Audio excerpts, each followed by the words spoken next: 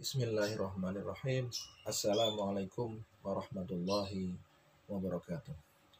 Sahabat yang dirahmati Allah, pada kesempatan kali ini saya akan membacakan tema tentang ujian paling berat itulah bernama kemudahan.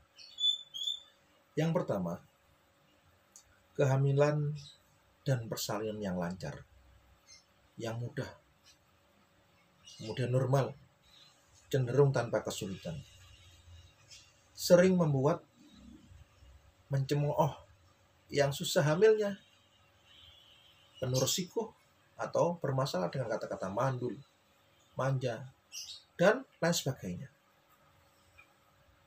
Kemudian yang kedua, anak-anak kita yang cenderung sehat, serba normal, penuh aktivitas, mudah diurus, merawatnya dengan penuh kasih sayang, sering menimbulkan rasa riak, merasa seorang ibu itu sempurna sehingga merendahkan ibu yang lain dan enggan belajar. Kemudian yang ketiga, suami yang setia, ndak neko-neko, katanya romantis, juga mengatakan begitu perhatian suaminya, membuat terlena untuk memperbaiki diri, untuk memperbaiki akhlak agar terus menjadi bidadari surga dan bukan pencela pasangan lain yang banyak masalah. Kemudian yang keempat, keuangan kita, keuangan seseorang yang stabil, bahkan keuangan atau perekonomian yang berlebihan, kadangkala membuat terlupa untuk menengok ke bawah,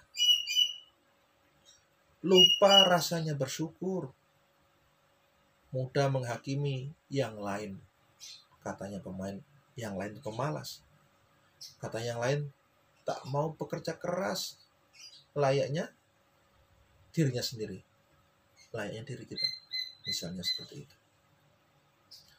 Kemudian yang kelima, orang tua atau kita punya orang tua dan mertua yang pengasih, mudah untuk beradaptasi,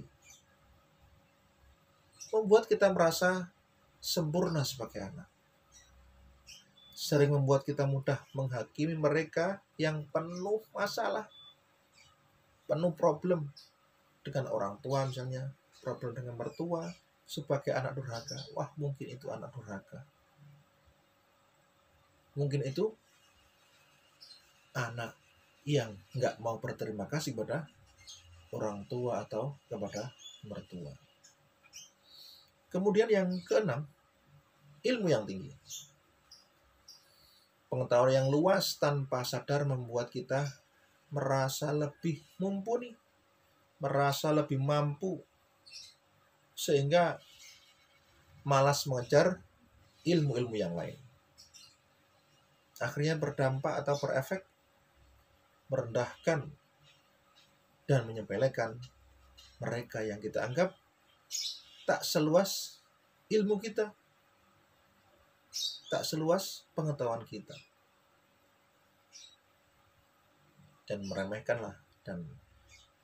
orang lain ini juga bisa dikatakan sombong. Kemudian yang ketujuh, kemudahan dalam beribadah, sholat yang kita anggap tak pernah lalai, puasa yang tak pernah putus, zakat jutaan atau bahkan miliaran rupiah,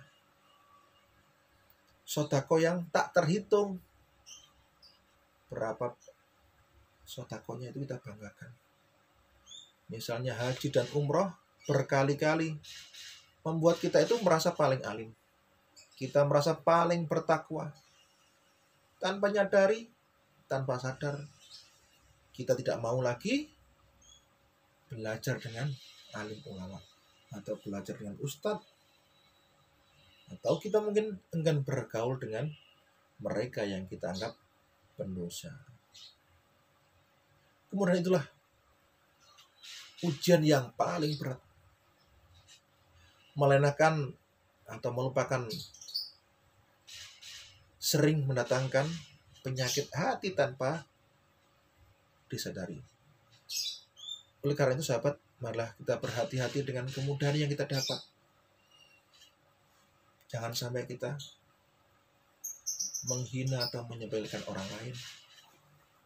Dan jangan sampai naudzubillah min dzalik kita melupakan Allah yang telah memberikan kemudahan-kemudahan itu. Tentunya kita berharap bersyukur dan kemudahan yang kita dapatkan. Kalau bisa kita juga mendoakan orang-orang lain, saudara-saudara kita. Semoga saudara kita itu diberi kemudahan, diberi kelancaran, dan diberi kekuatan serta kesabaran dalam menjalani ujian atau permasalahan yang dihadapi. Mudah-mudahan apa yang saya bacakan tadi bisa membuat kita lebih baik, kita menjadi orang-orang yang jauh lebih baik, dan mengharapkan kita menjadi orang yang husnul khotimah. Wassalamualaikum warahmatullahi wabarakatuh.